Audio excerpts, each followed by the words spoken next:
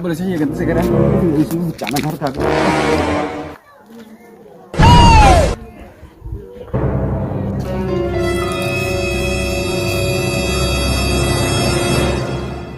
Wait.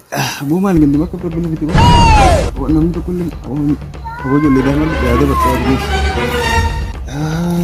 Be.